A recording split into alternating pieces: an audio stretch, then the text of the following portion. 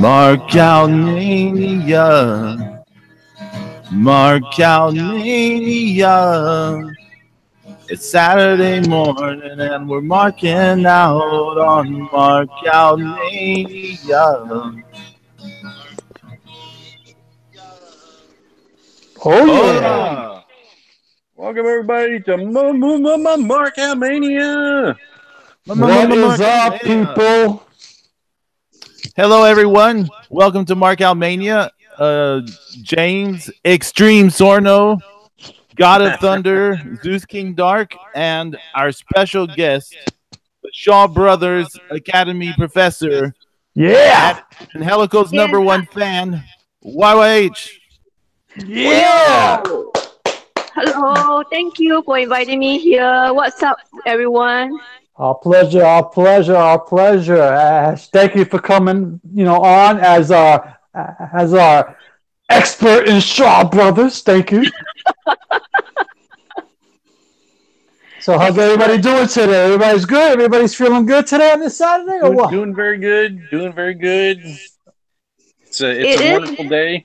It's a beautiful day in the neighborhood. Yeah, it is. It's night over there. Oh yeah, I'm sorry, YYH. It's dinner time in your land, right? It's okay. I'm just a bit tired after a long day. I hear that. I hear that. I think you need some Modelo. No, I was kidding. I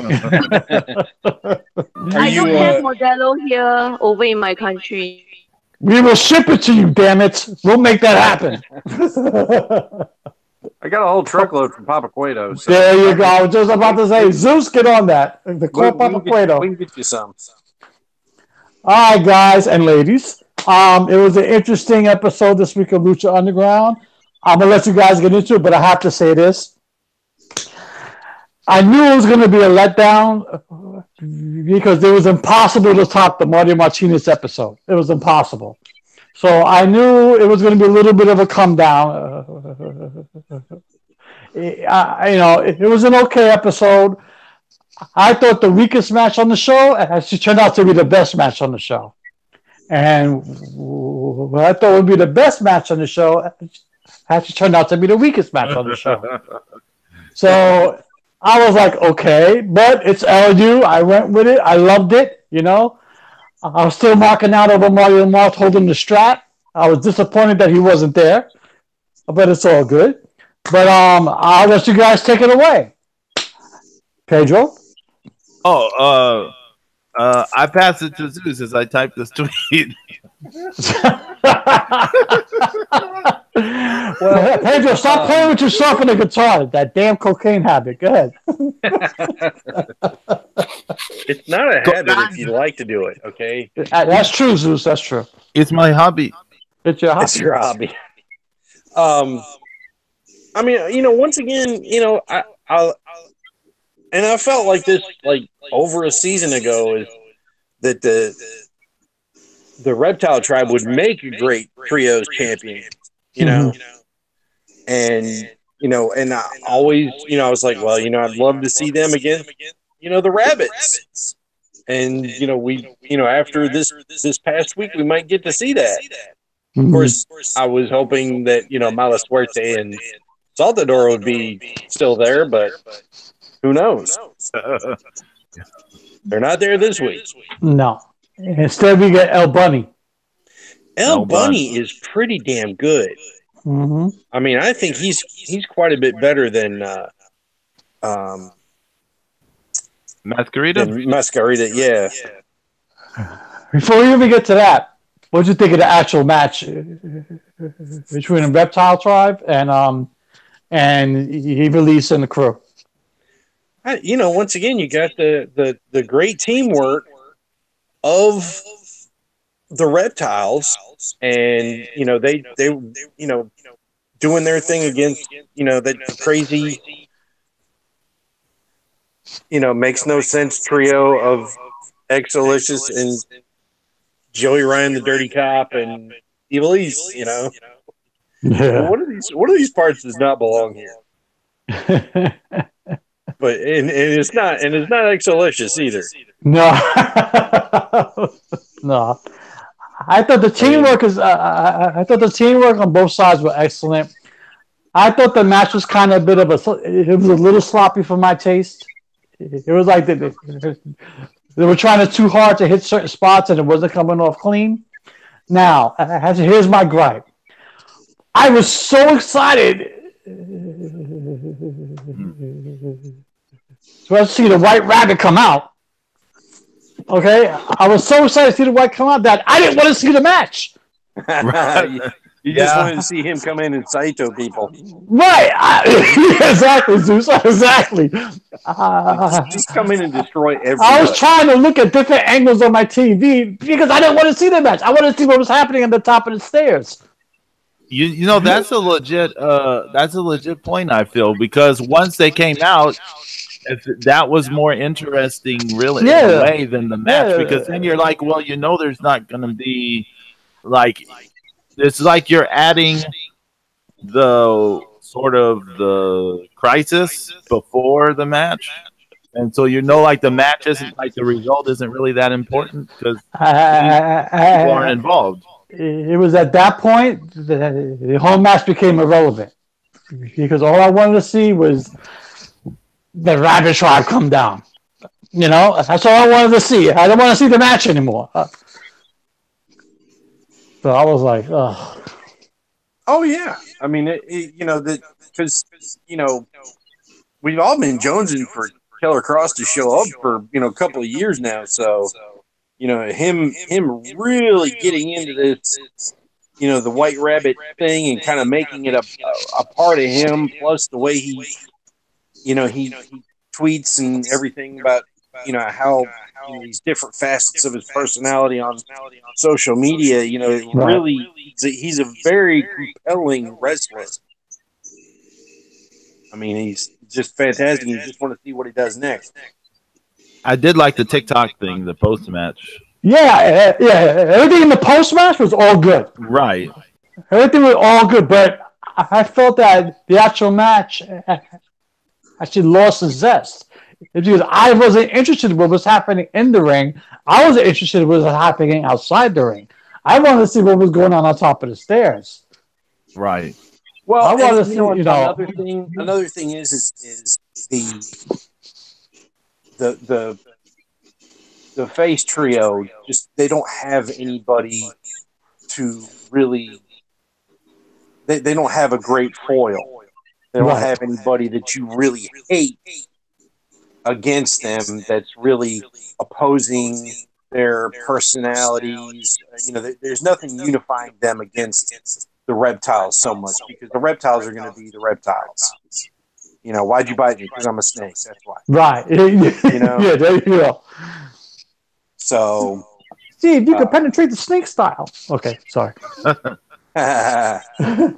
More on snake style. And then poor Jack tried to quit. That was a waste of a segment to me. I couldn't stand that segment. Oh, really? I didn't like it. It was 11 minutes of wasted time.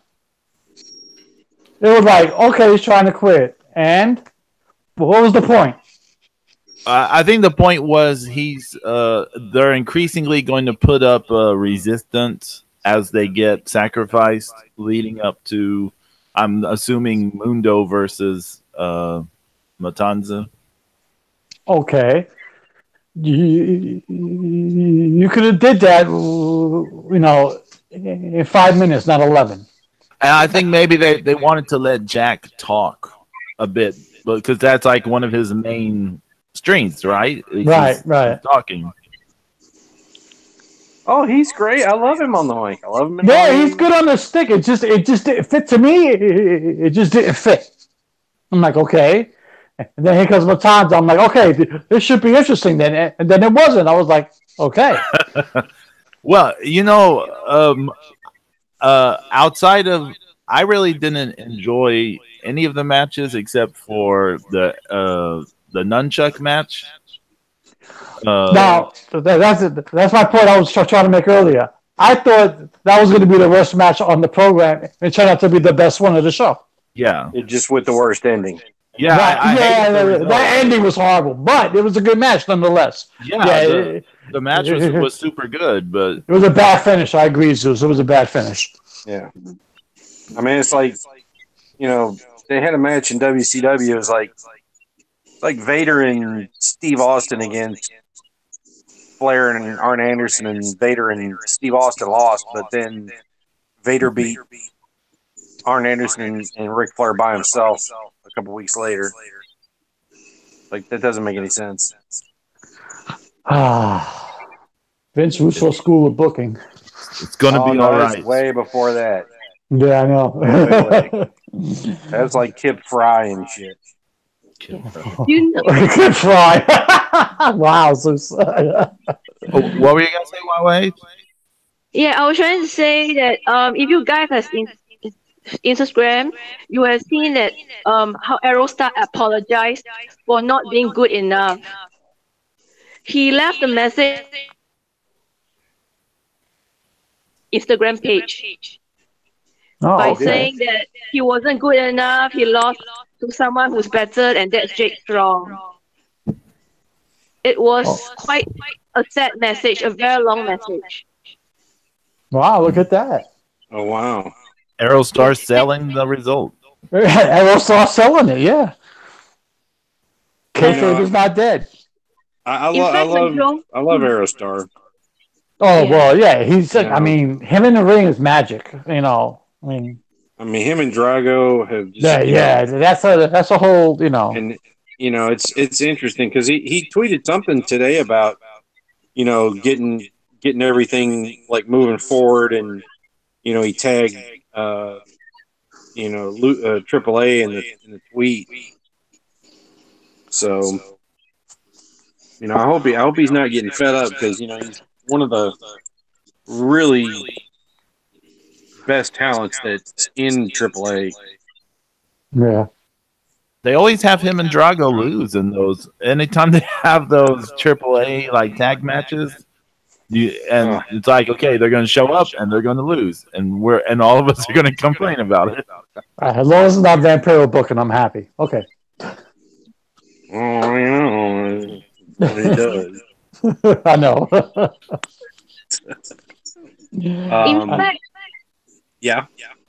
In fact, when Joe told me about the results of all these matches, my reaction was,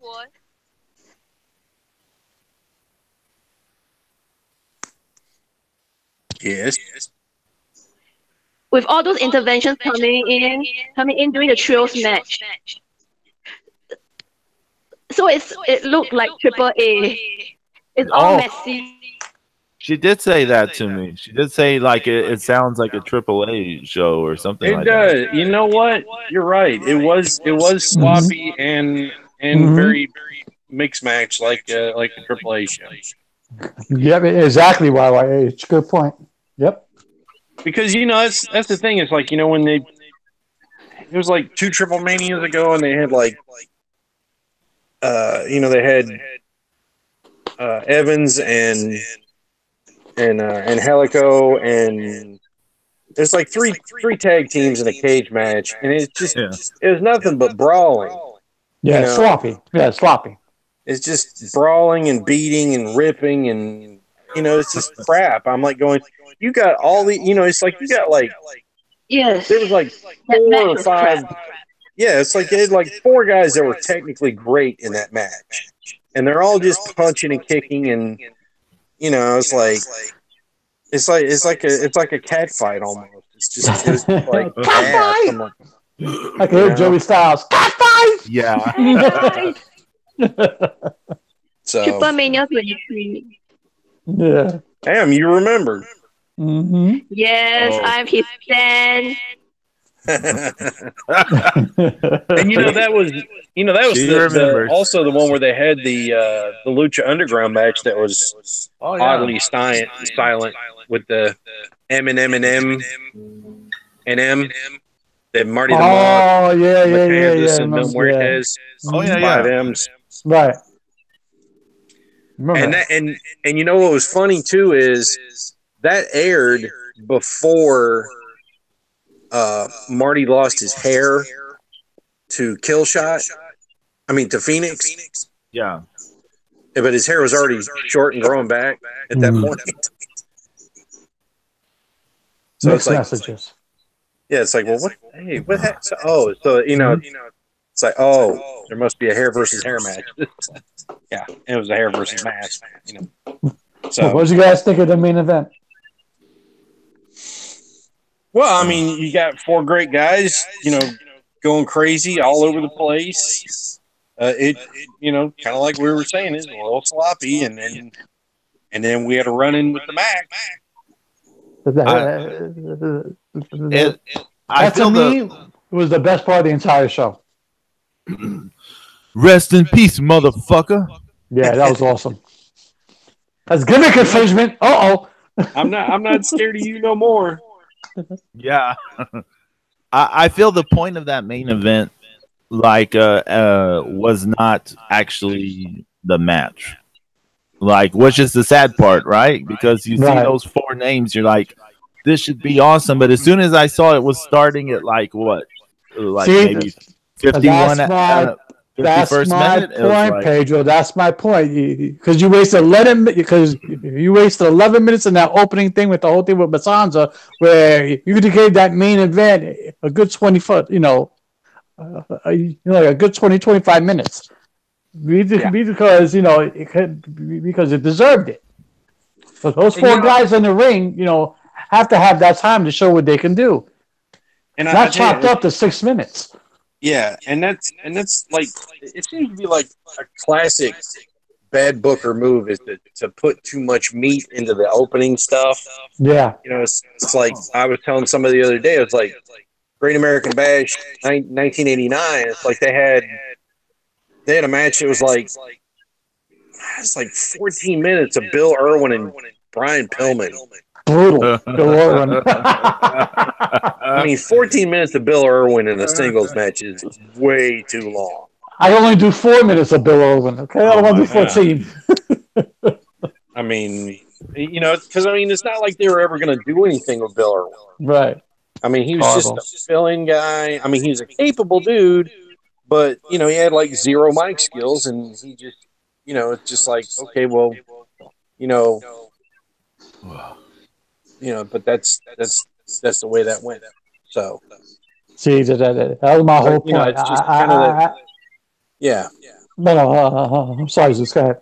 Oh no, I'm just agreeing with you that they just kind of mismanaged. Yeah, I mean, I actually knew that this episode was going to be a bit of a letdown, but I was like, okay, you got it all mixed up. It just didn't flow good for me, But again, it was LU, but it was like, because it felt like a throw-in show, Yeah. Well, I mean, it's kind of a. I mean, like you said, it's hard. I mean, the ending of last week could have been an Ultima Lucha ending. Right. Yeah. Exactly. That's exactly. I mean, it was so big and huge and shocking, and Yeah. I think my favorite part of the main event was when Dark Phoenix came out stalking Melissa, and Melissa is like both scared and then trying to like reach to him, and she kind of reaches to him, like he stops for a moment, and she takes that moment to run away, and then here comes Azteca, whoosh, psh, crashing, pushing him into the announce table. Like that was probably my favorite part of that main event. I want a definitive resolution to the storyline. Okay, Ultima Lucha 4. I know, but I want a good, I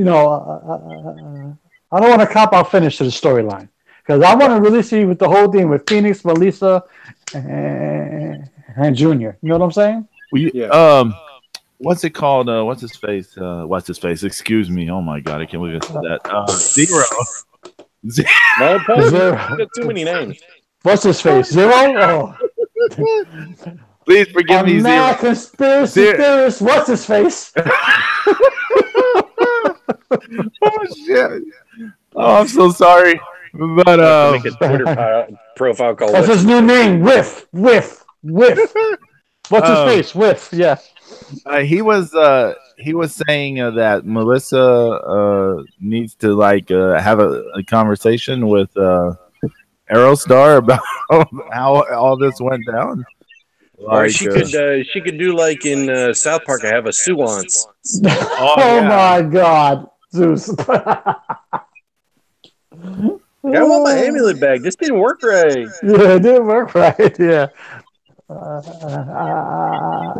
just don't want lazy booking with this angle. I want a nice, crisp, like I want to sit back and go, oh, that's what happened. That's so cool, Did it bother y'all that like they're setting up a match for deciding the #1 contender for Ultima Lucha, and it's basically like saying Marty's not going to have a title defense between like now and then, maybe? No, I think it's no, because it's setting up.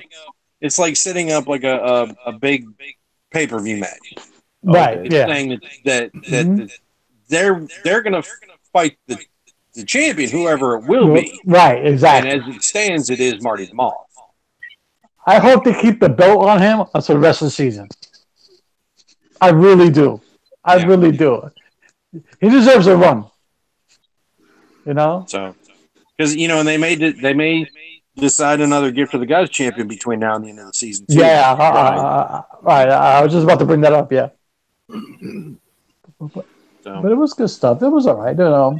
Yeah, it wasn't the best episode. No, but, it's still Lucha Underground. This season has not been. It's still better than Sports Entertainment Monday. Yeah, Sports Entertainment Tuesday. Yeah, right. Yeah. To tie into our other theme this week on Monday, instead of watching any Raw, I watched Shaw Brothers.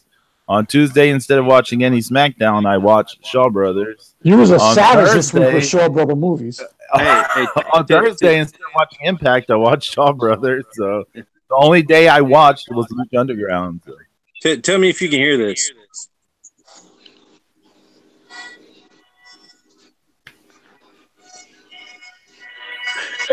Yeah, there you go, man. There you go. Nice, good job. That should lead right into this, yes. Yeah, there we go.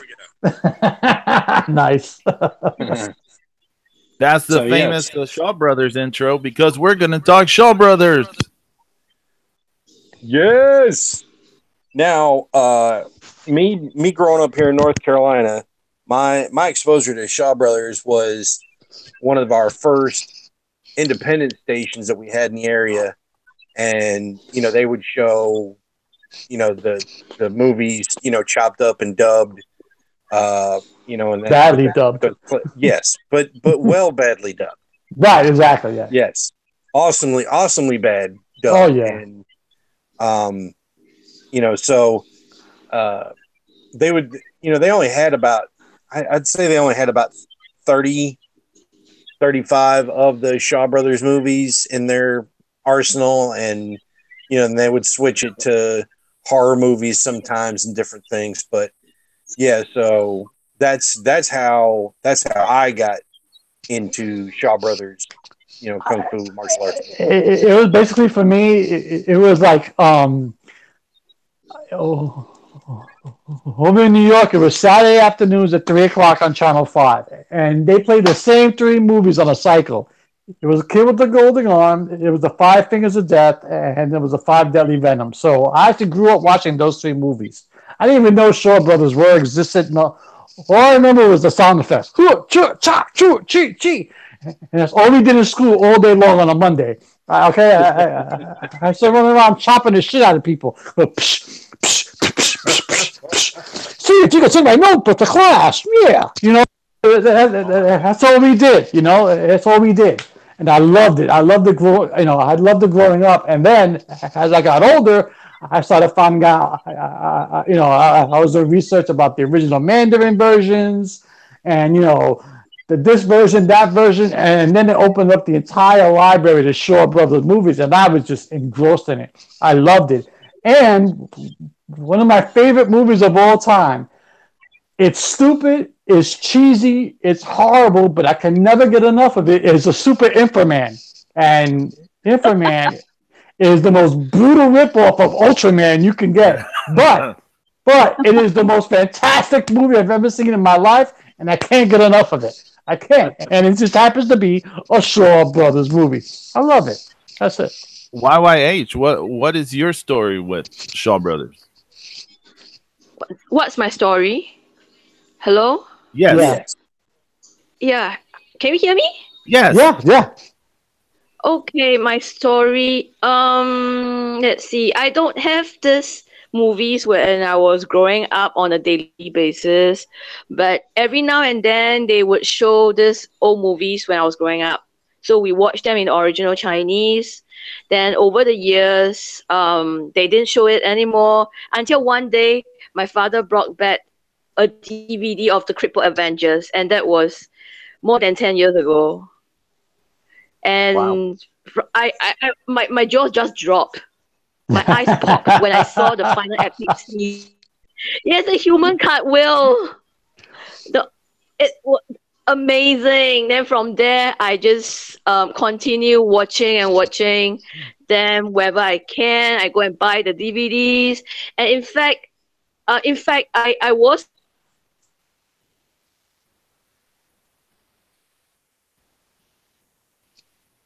actually cataloging the various movie posters.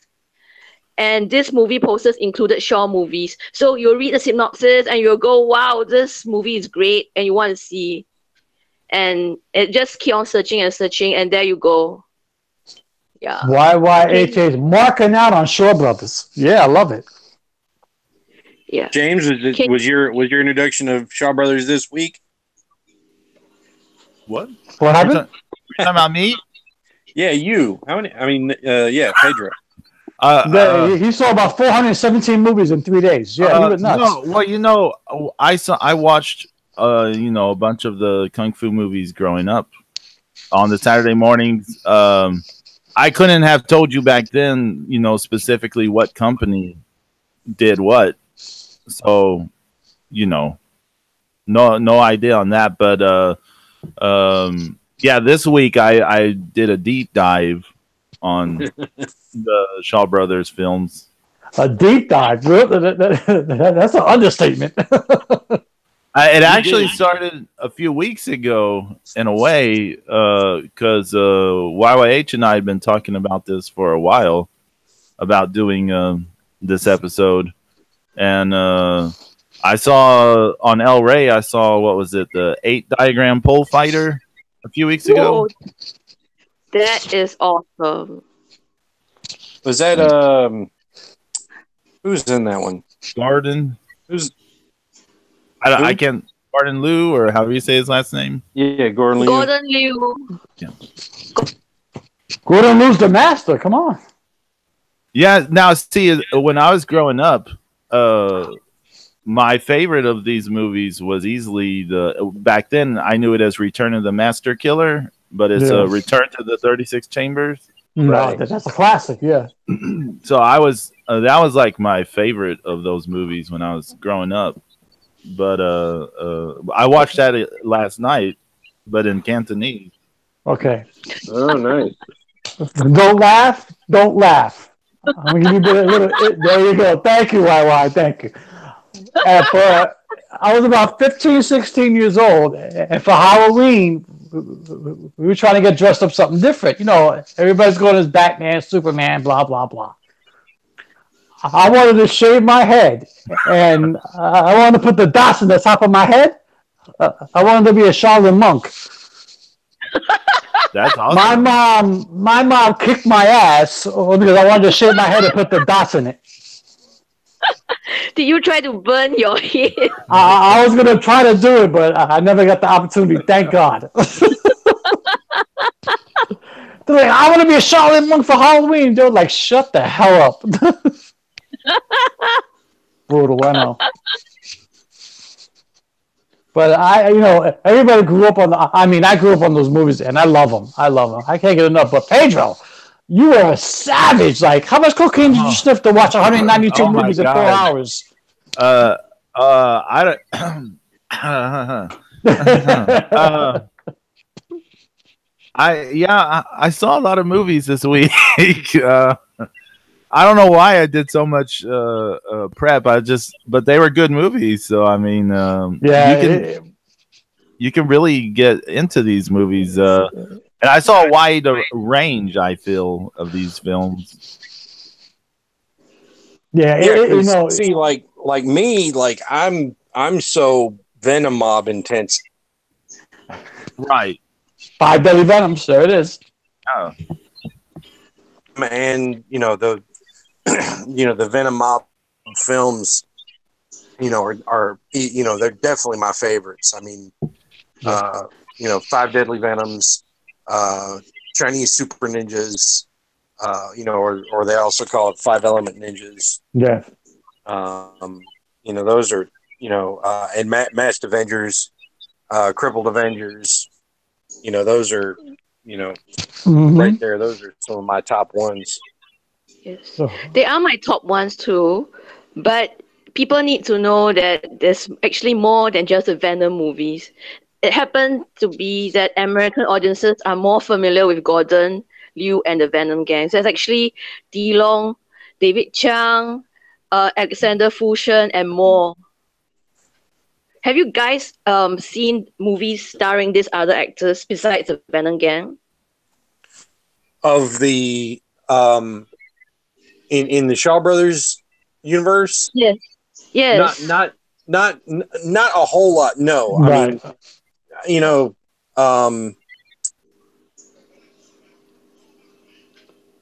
I couldn't name them.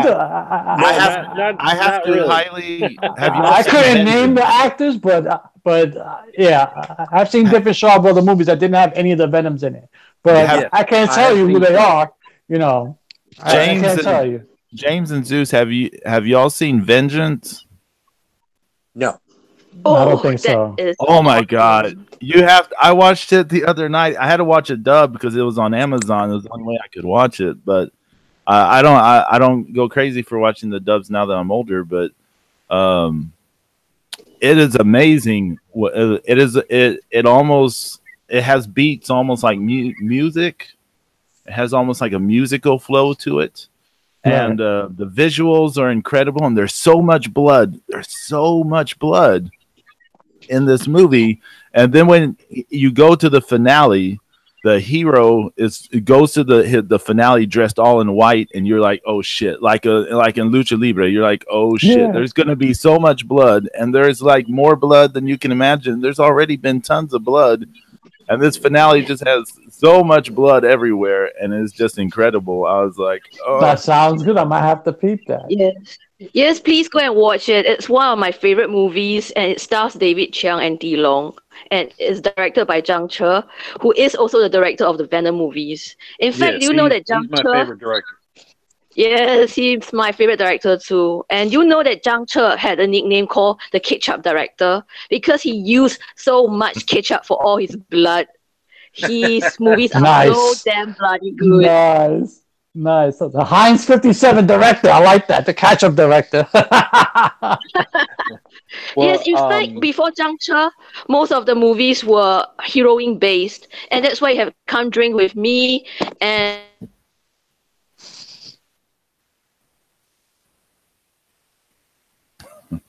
mainly female based until he transformed it with One Arm Swordsman that had zero marking out over. Have you guys seen One Arm Swordsman?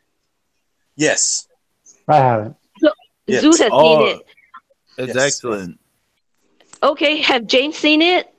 One Arm Swordsman? No. Oh no! Oh yeah! Yes. Yes, I have seen it. Yes, a long time ago, but I've seen it. Yes. Then he practices his new skill, and then he kills all his enemies. Yes, that was a long time ago I've seen it. Yes. That was visually beautiful, and it just started this whole trend of male-based movies. Yeah, and Zhang Che believed in the beauty of violence and the masculinity and the brotherhood. So in his movies, you hardly see women. In fact, Helen Poon, the mother of the crippled arm guy in Crippled Avengers, was one of the few rare ladies inside the movie. And I think we lost Zeus.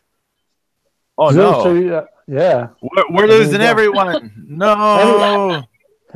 Yeah. It's a catch-up director's revenge. Yes. So if you guys can watch it, you should go and see the sequel, The Return of One-Up Swordsman, as well as the third in the series starring David Chiang and Tilong again. Totally new character, but also one-arm hero. And there are actually many other more masculine-based movies that I would recommend. In fact, I will just go ask you from Shantong and the Deadly Duel and the 14 Amazons. Okay, 14 Amazons is very female-based, but it has great story setting and very, very awesome.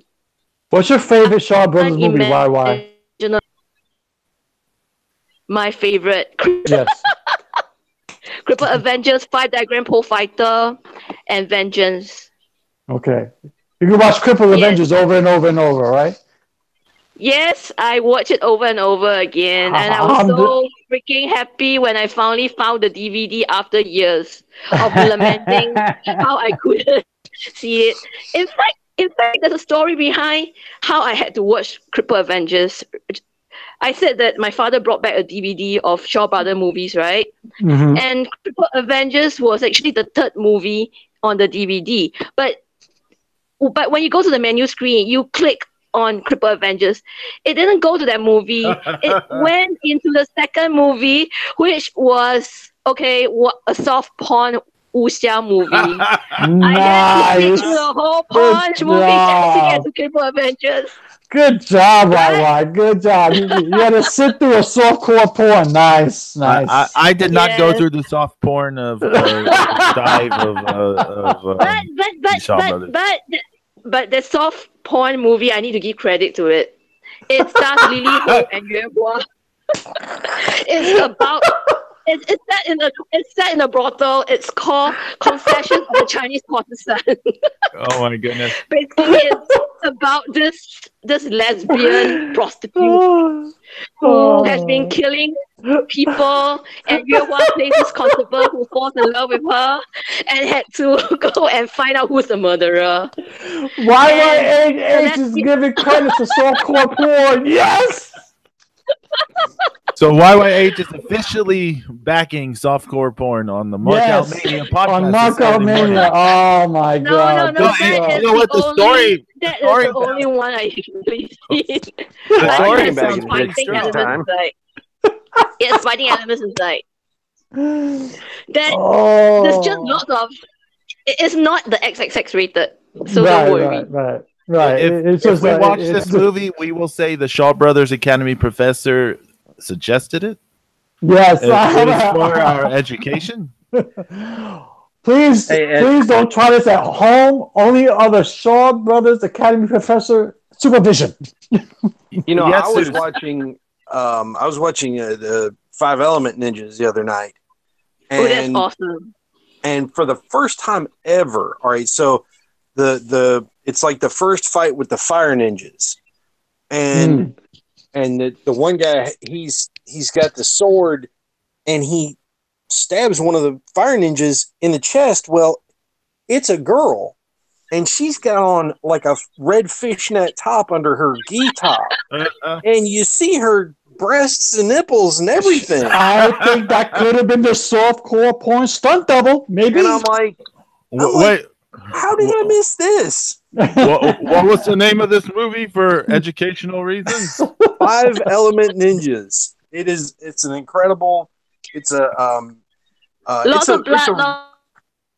And it's really a big deal because when they made that, the samurai and the ninja, the main actors that they used in that movie were Japanese, and it was a big deal that they'd done a lot of Japanese martial arts movies there in Japan, and had come to do a Shaw Brothers movie.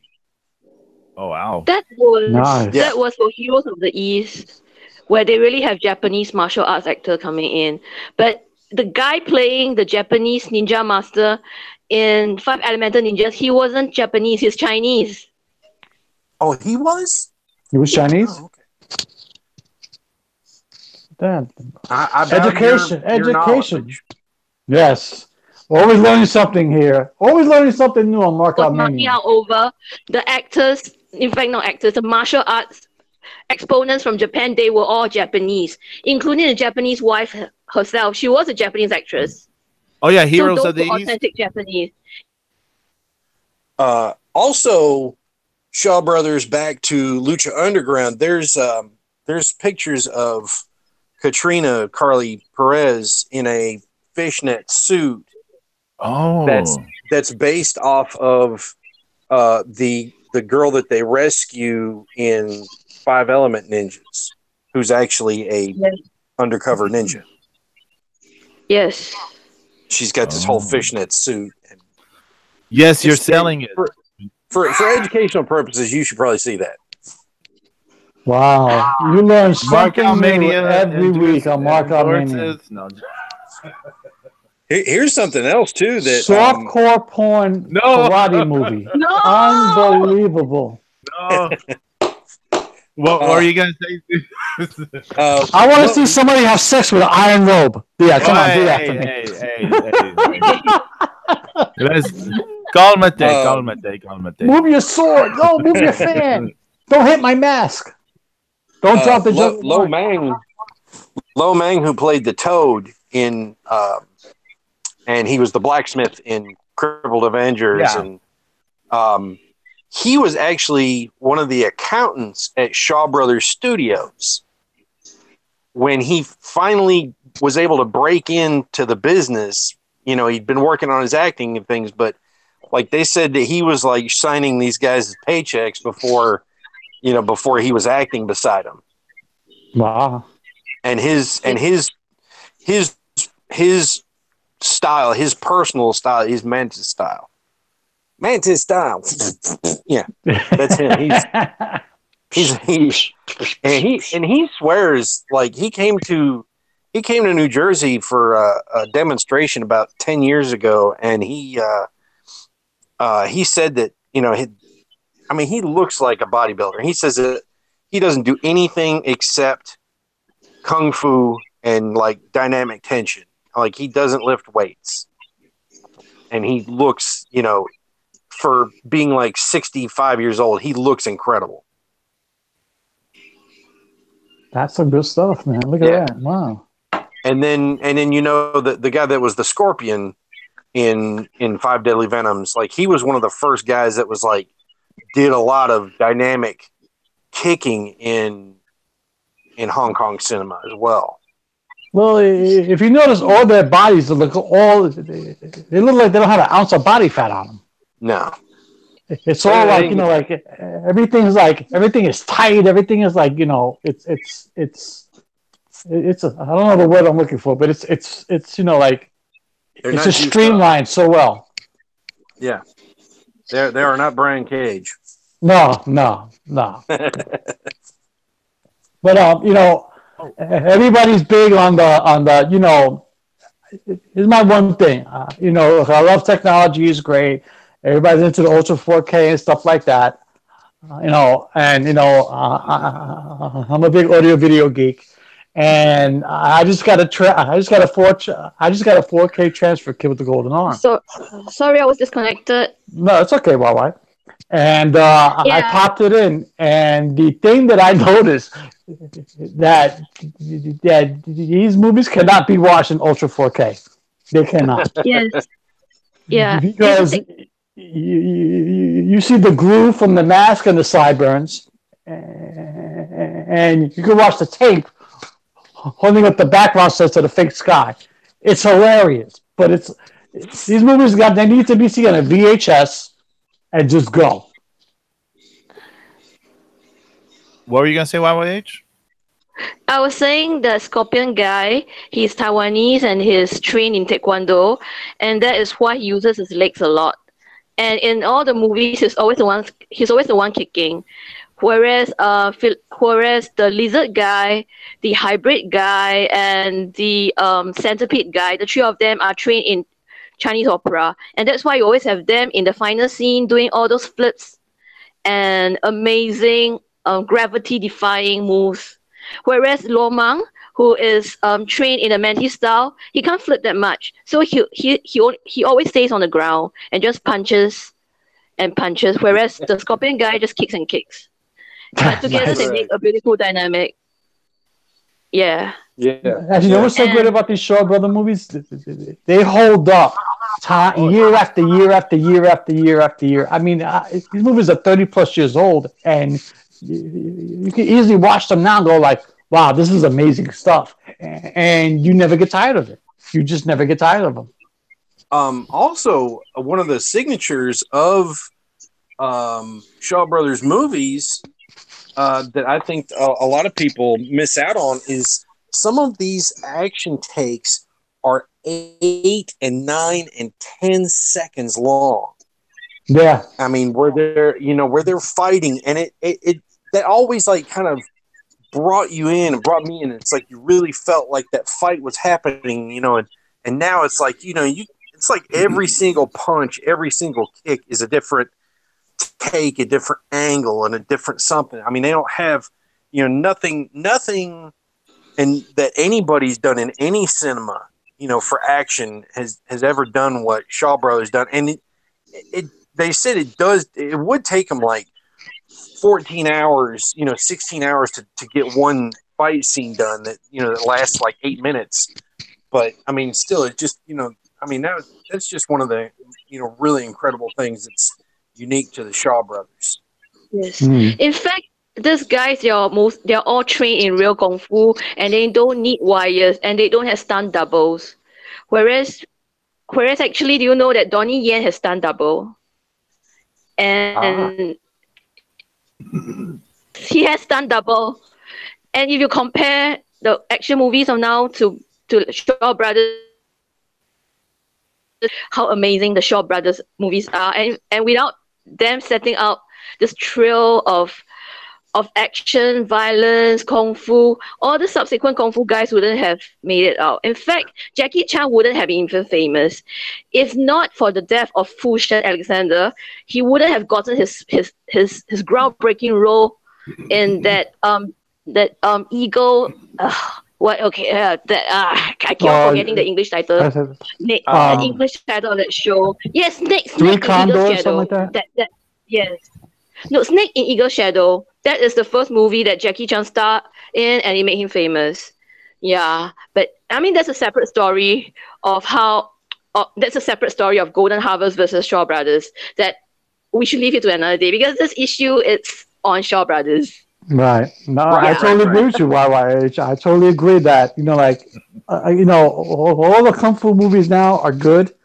They're okay. Like IP Man and stuff like that. But you can't touch the Shaw Brothers, man. No stunt doubles, like you said. There's no wire work, like you said. It's all skill, hands. It's all weapons. It's all violence in his true beauty, and it's all love it. And great visuals, like tons of great visuals, and the masks and the costumes that they did on such short notice all the time. I mean, it really. Yes. In fact, I would recommend you guys to watch this movie. This other movie, which reminded me a lot of Lucha Underground. Basically, there were these 5 guys. They just keep on fighting, and in the last epic battle scenes, the 4 of them versus 1, and there will be tag team fights. There will be single fight, trios fight, duo fights, and lots of those moves you can actually see in Lucha Underground. In fact, Lucha Underground's Rodriguez, he is a good friend of Tarantino, and together both of them love Shaw Brothers movie, and you can clearly see the Shaw Brothers movie. Those are well trained. They are very skilled. They don't need any wires. They don't need any stunt double. No, it's all good. It's all good. I just want to give a quick shout out to everybody in the chat. What's up, Zero? What's up, Melissa? And no, there is no Lex Express today. Shut up, damn it. It's also to Insane Bob's Crazy Shack. Insane Bob Crazy Shack. And Blues Maker made a brief appearance. Blues, Insane Bob, Zero, our hero, and Melissa.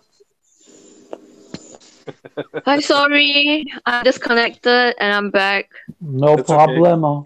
Okay. Also, double Y, double H. I also had heard that when they were making 5 Deadly Venoms, that they changed. They actually made a new style, a new snake style for the snake because of the Jackie Chan movie with the snake style where he was doing like the Cobra hood.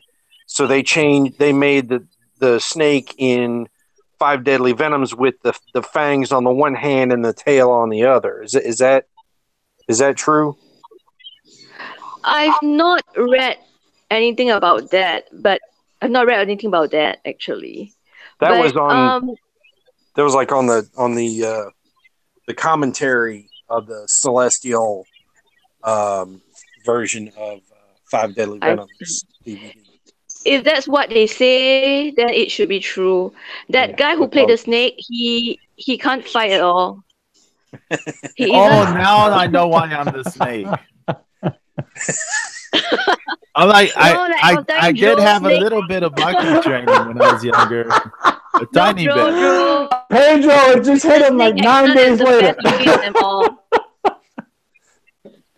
The snake actor is the best looking of them all, so you got the snake label. Now I see why I was a snake. Okay. Wow.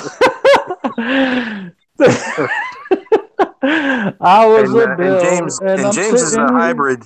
James is the hybrid because he's the Whole Foods gangster. I'm the Whole Foods gangster. I eat meat, but it's only really good cut. No. It's got to be organic.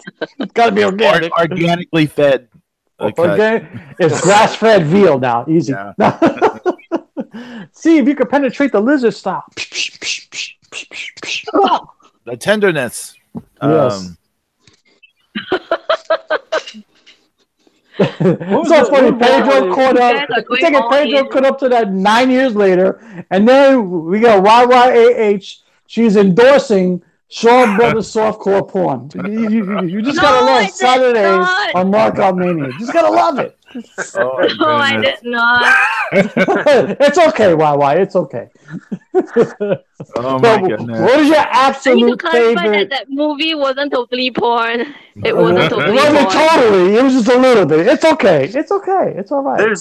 There's one of them where the guy fought a butcher, and he's like eating these big fat pieces of raw pork while he's cutting it up. And I think it was in the Iron Flag or the Spearman. Anybody seen the Spearman? The Spearman? No, I'm not familiar with that one. Iron Flag. Yes, I've seen it. The epic final battle scene whereby the Venom game just fought with the flags and opera beats, and it's just amazing. And the Venoms just keep outdoing all their outshining their previous movies, and they just got better and better. I love this stuff, man. Because I can watch 5 Deadly Venoms and Kid with the Golden Arm back to back all day long, just all day long. I can do it easily. I mean, I love the Destroyers and Invincible Shaolin and 10 Tigers of Kwang Tung, and and I mean, and it's funny too because like Lo Mang probably dies early more than anybody else. It's like he got paid for doing the least amount of work, I think, because he would he'd come in, be the big hero, and early on, then get killed halfway through the movie, and then he's like, I'm sure he's just laughing his ass off. Everybody else is working hard, to try to make it through the end of the picture, and I think it's like, if I die, then I don't have to be in that final scene. I don't have to work so hard. I got to fight and I still get a paycheck. It's a great thing. I think I'm going to order a large pie with extra cheese, a shitload of beer, and watch Shaw Brothers movies all day now. Oh man, I'm all pumped up. All the movies I saw this week, I think the ones that really stood out to me the most were Crippled Avengers, The One-Armed Swordsman, Come Drink With Me, and Vengeance. Those, if I had to rank all the movies I saw this week, those would be on top for me. Then I definitely want to see Vengeance now. Have you seen that anime? Yes. Have you seen the anime Cowboy Bebop? Yeah. I got to go back and watch Crippled Avengers again. The finale of Cowboy Bebop owes a lot to the ending of Vengeance, in my opinion. It really does. Oh, your Kung Fu why? Pretty good. What's that? I want to ask you a question. Why? I'm sorry. I heard a rumor not so long ago that because I heard a rumor not so long ago that they're gonna do like a Shaw Brothers cartoon of all their movies. What? Oh wow! They're gonna do like animated versions. Sorry, can you repeat? I have not seen animated versions of Shaw Brothers movies. Are there such a thing? I read somewhere. I read somewhere about it was in discussion at one time. Something had to do with the intellectual property was holding it up. It was supposed to be really tongue in cheek. Yeah. And I was like, that would have been cool to see cartoon versions of 5 Deadly Venoms. I would definitely get that. I would be mad if they cut it up too much, like, cut here, punch here, punch there, and not do the long takes, Right. Well, I don't know if it was going to be kid friendly or, I just heard like something about that, and it was like the IP was being held up and blah blah. I thought that would have been cool though. Yeah. It's funny too because like. The guy that played the Centipede in 5 Deadly Venoms, he was a villain a whole lot of the time. He was very rarely a hero. He was typecast. Heroes that you saw, bro. Say that again. Double Y. What was that? We lost. I think we lost her. Oh, here. He was in Daredevils. Oh which yeah. you saw this week. Oh yeah, I did see Daredevils on this past Sunday. Yeah. Yes, that is the only guy. Him Lu Feng, but in USA, he's known as Feng Lu, the Centipede guy. Yeah, Feng Lu. Your Kung Fu is pretty good. Yes. Feng Lu is trained in opera just like Philip Kwok, the lizard guy, and the hybrid guy, Jiang Shen. Yeah. So the three of them have perfect timing with one another, and they fight very well together. I like Fist of the White Lotus too. Sorry? Because I also enjoy Fist of the White Lotus. You also noticed? No, because I was saying that I also enjoy Fist of the White Lotus. Fist of the White Lotus. I don't know if it's a different title in Japan, but okay. But we have another movie with for White Lotus, but it stars Gordon Liu. Are we talking about the same movie? I think it's one with Gordon Liu in it. Yes, Gordon Liu, the version, the one. I lost. I can't hear her. Can't hear. He fights Bai Mei, and that movie is Clan of the White Lotus. It could be that. It could be that because here it's called Fist of the White Lotus. I don't know if it's the same movie though. I got to go back and see the original title. Yeah, but it's Gordon Liu. Is that Gordon Liu? Yes. Oh, Gordon Liu. He plays. He basically places all the needles into Bai Mei's head. Is that movie? Yep, I think that's it. Yep, I think you got it. Oh yes. Then we are talking about the same movie. We call it the Clan of the White Lotus. Ah, okay. There you go. Yeah, that is based on a true story. Oh, I did not know that. Look at that. Yes. Gordon Liu, he plays Hong Wenting, and Hong Wenting is the son of Hong Xiguan. Hong Xiguan is the husband of Yin Wing Chun, who is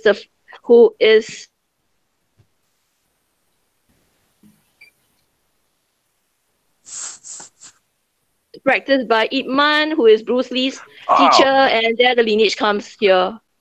The founder of Wing Chun. Yes, the founder. She's not exactly the founder of Wing Chun. The founder of Wing Chun is actually her master Wu Mei, who is from Shaolin. Yeah, but she popularized it. Yeah, and then Gordon Liu from the Liu family, they practice the Hong Kung Fu, and Hong Kung Fu came from Hong Xiguan, who is Wing Chun's husband, and their stories are actually found in many Shaw Brothers movies by Zhang Che in the Shaolin Temple arc. You should go and watch them. That's why you have all the Chinese heroes. Yeah, then Fu Shen has Feng Sai Yok and a lot of other. Yeah, that sounds cool. That sounds really cool. Yes. Well, that's okay. Are all these Chinese names throwing you guys off?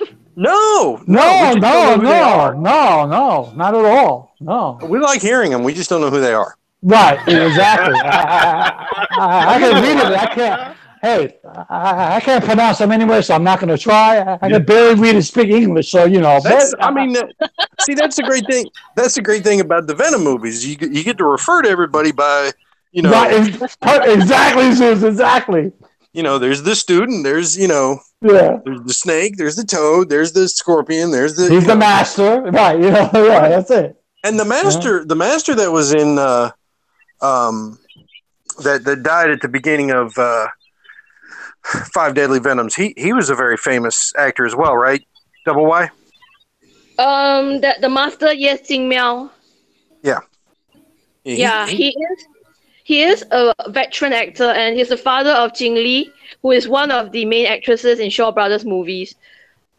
She doesn't have many fighting roles, but she stars mostly in dramas and some of the wuxia movies with Yi Long.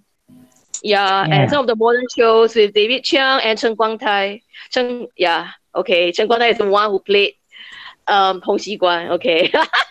My Chinese. We're going to have you back. Because YY is dropping some incredible Shaw Brothers knowledge. Incredible knowledge right now. We're definitely going to have to make this a multi-episode series. Yeah, in fact, all this they're all tied to the 36 chamber, because the 36 chamber was founded, and that's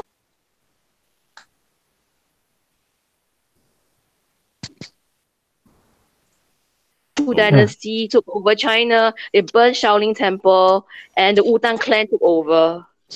And the Wutang were traitors to the Han Chinese race, and Shaolin fighters have to unite to fight against the Manchus and this Wutang people, and together all this form the whole Shaolin Temple arc. In fact, the 10 Tigers of Guantong that I've seen in Zoo Collection, those people are Shaolin trained.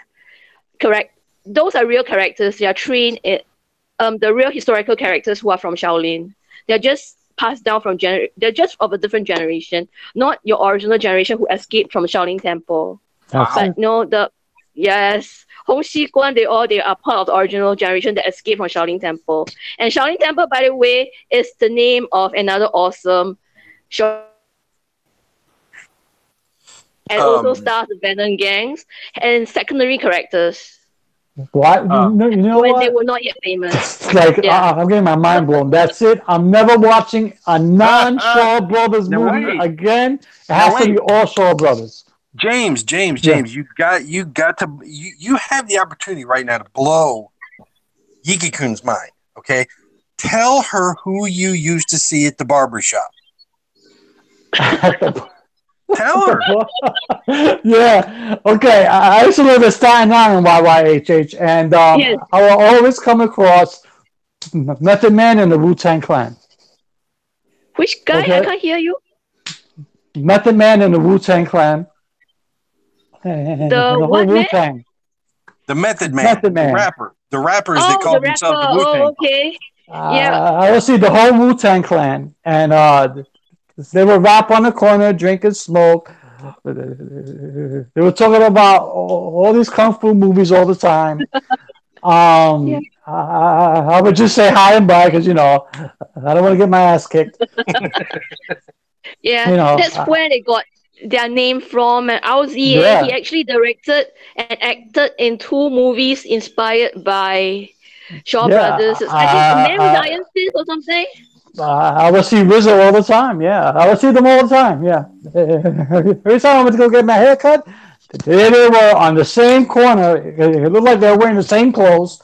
They're drinking the same beer, smoking the same weed, and they were talking about the same movies. Always, always, always about Shaw Brothers movies. Always about Enter the 36 Chamber. Always about stuff like that. I would just say hi and bye. I would be nosy, eavesdrop, and You get their autograph, James? I did not get an autograph. I don't want to. I don't want to look like a white groupie. No, thank you. I was trying. I don't want to get my ass kicked. I was trying to be real cool. I just got my hair cut. I just threw on my sunglasses and said, "Yo, what up?" And then I just went about my way. That's all good. We could talk Shaw Brothers all day, but we are going to have to save it for another day because we are out of time. Next week we will not be on the air. We're taking a week off, but we'll be back October 13th, I think. Woo-hoo. Yeah, who knows what we'll talk about then, but hopefully it'll be as this entertaining as this show was. Okay. I want to give a quick shout out to everybody in the chat. We got much love for Zero and Melissa and Flowers and everybody in there. Say what's up, Insane Bob. I want to give a quick shout out to MMM and of course the Lucha Click, Way Too Real Lucha Click Party. Holla. And a special thank you to Double Y Double H for dropping the knowledge, the insane knowledge on Shaw Brothers movie. Not only do you get entertained on Saturdays, but you get educated as well. How are we living? And so all those fans and all those fans of Larry Profel, aka Lex Luger, blow me. All right, thank you. Go ahead. Well, we'll see y'all next time. Adios.